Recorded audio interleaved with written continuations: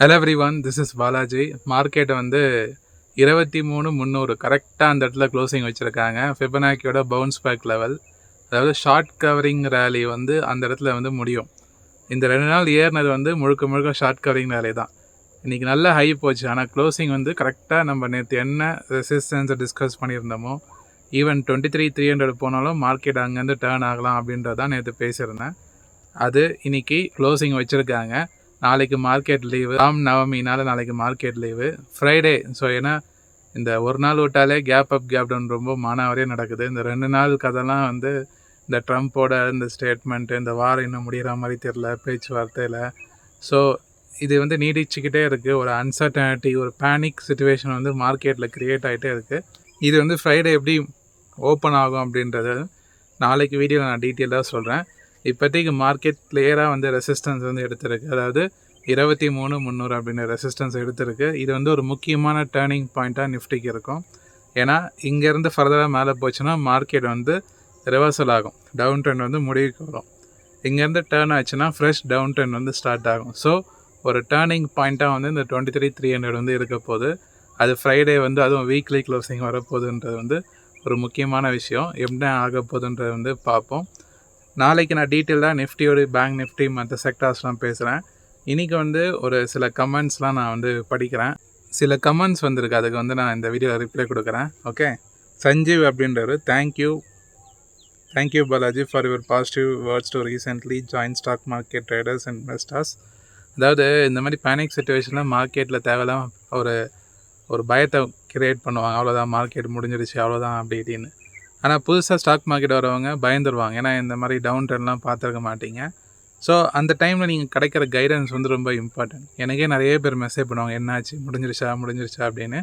Wait பண்ணுங்கள், பொறுமையாக இருங்க, அதான் சொல்லுவேனே. ஸோ அதுக்கு நிறைய எக்ஸாம்பிள்ஸ் நான் சும்மா வாயில் வந்து வர சொல்கிறது கிடையாது. கோவிட் கிராஷ் பாருங்கள், 2008 லீமன் பிரதர் கொலாப்ஸ், அப்போ மார்க்கெட் எவ்வளோ கிராஷ் ஆகுன்னு பாருங்கள். இதை விட பெரிய பெரிய கரடிகள் அப்போலாம் 48%, 62%. அப்பயே மார்க்கெட் வந்து ஒரு 1.5 மாதத்துலேயே பழைய நிலைமைக்கு போயிடுச்சு. ஸோ இந்த மாதிரி குட் எக்ஸாம்பிள்ஸ்லாம் இருக்கும் போது தேவையில்லாமல் இந்த பியர் மார்க்கெட்டு வந்து ஒரு பயப்படுறாங்க. ஸோ அந்த விதத்தில் வந்து நான் கொஞ்சம் சில எக்ஸாம்பிள்ஸாக சொல்கிறது புதுசாக மார்க்கெட்டு வரவங்களுக்கு ரொம்ப பயனுள்ளதாக இருக்கும்னு நினைக்கிறேன். ரைட். ஸோ இன்னொரு கமெண்ட் வந்திருக்கு, ஆறுமுகம் அப்படின்றது. Today low is the low until September 24, 26. Market is going to hit 28,900. You will see hyper bullish momentum from today. It will go up like you blink every day. Do not believe the up movement அப்படின்னு. அதாவது ஒரு market வந்து இந்த இடத்துல இருந்தால் ஃபுல்லாகவே 28,000 30,000 போக போகுதுன்றது வந்து கண்டிப்பாக வந்து யாராலும் சொல்ல முடியாது. இப்போ ப்ரைஸ் ஆக்ஷனில் கூட இந்த இடத்துல சப்போர்ட் இருக்குது, பவுன்ஸ் ஆச்சுன்னா ஒரு சர்டன் ரூல்ஸுக்கு உட்பட்டு திரும்பும் போது அந்த லெவலுக்கு போகும்போது நம்ம ரிவர்சல் கன்சிடர் பண்ணுவோம்.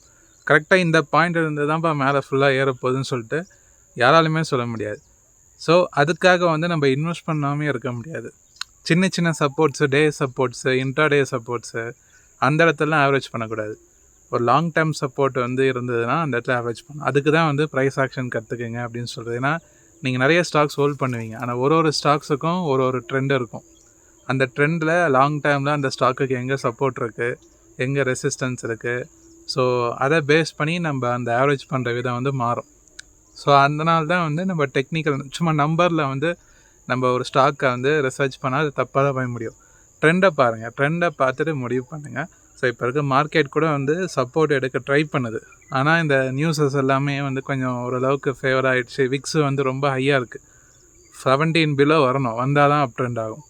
பட் இந்த இடம் ஒரு குட் பாயிண்ட். புதுசாக ஃபோக்கஸ் பண்ணுறவங்களுக்கு ஒரு 14% மேலே நிஃப்டி ஃபால் ஆகிடுச்சு. ஒரு ஷார்ட் டேர்ம் கரெக்ஷன் தான் கன்சிடர் பண்ண முடியும். ஸோ புதுசாக ஃபோக்கஸ் பண்ணுறவங்க எஸ்ஐபிஎல் முறையில் தாராளமாக ஃபோக்கஸ் பண்ணலாம். இந்த இடத்துல இருந்து வந்து நீங்கள் என்ன இருந்தாலும் பரவாயில்ல. ஏன்னா வந்து இவரோட கமெண்ட்டுக்கு நான் வந்து மரியாதை கொடுத்தே ஆகணும். அவ்வளோ மெனக்கெட்டு ரொம்ப பெருசாக டைப் பண்ணியிருக்காரு. ஸோ நான் படிக்கிறேன். சார் வணக்கம், நான் உங்கள் ஸ்டூடெண்ட் தான். அது பப்ளிக்காக சொல்கிறதுல நான் பெருமைப்படுகிறேன். அதற்கு நிறைய காரணம் இருக்குது. நீங்கள் சொல்கிற ஒரு விஷயம் என்னென்னா, நீங்கள் என்னோடய ஸ்டூடெண்ட் ஆகவே இருந்தாலும் என்னை டிஃபெண்ட் பண்ணி இருக்கக்கூடாது, நீங்கள் ஓனாக அனலைசிஸ் பண்ணுங்கள், அதுதான் எனக்கு பிடிக்கும் அப்படிங்கிறது. அதுக்கு அர்த்தம் வந்து அப்போ புரியலை, இப்போ தான் எனக்கு கொஞ்சம் கொஞ்சமாக புரிய ஆரம்பிக்கிறது. இது ஒரு நல்ல விஷயம். வீடியோ பாருங்கள், ஒவ்வொன்றா அனலைசிஸ் பண்ணுங்கள். இந்த வீடியோ எல்லாம் பார்த்துட்டே இருந்தால் பார்க்குறவங்களுக்கும் ஒரு பெரிய நாலேஜ் கிடைக்கும். ஸோ என்கிட்ட இருந்து காசில் உருப்படியாக நான் ஒரு செலவு பண்ணேன்னா அப்படின்னு சொன்னேன்னா இந்த சாயோடா கிளாஸுக்கு தான். இதை தான் மனப்பூர்வமாக சொல்கிறேன். நன்றி பாலாஜி சார். ஓகே, இவர் மை லைஃப் டைம் மெமரி. ரொம்ப சந்தோஷங்க, ரொம்ப நன்றி.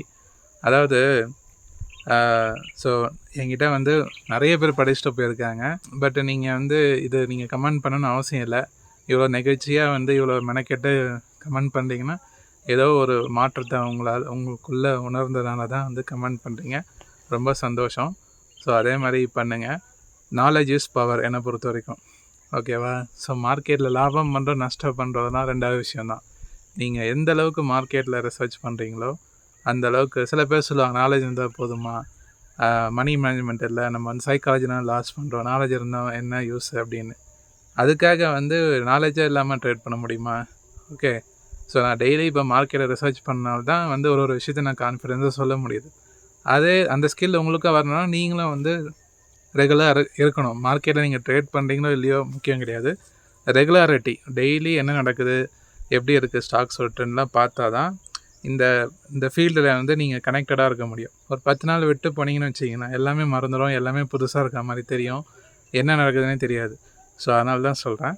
ரைட். ஸோ நாளைக்கு வந்து சந்திப்போம். மோஸ்ட்லி வந்து இதில் ஷார்ட் கவரிங் நிறைய ரெசிஸ்டன்ஸ் எடுத்ததுனால ஏதாவது இந்த 2 டேஸில் கிஃப்ட் நிஃப்டி ஏதாவது ஒரு பெரிய நெகட்டிவ் வந்தால் செல் ஆன் ரைஸாக நடக்கும். ஆனால் ஃப்ரைடே வந்து ஒரு முக்கியமான டேர்னிங் பாயிண்ட். எய்தர் அப் ட்ரெண்ட் ஆர் ட்ரெண்ட் ரிவர்சல் அது நடக்கும்.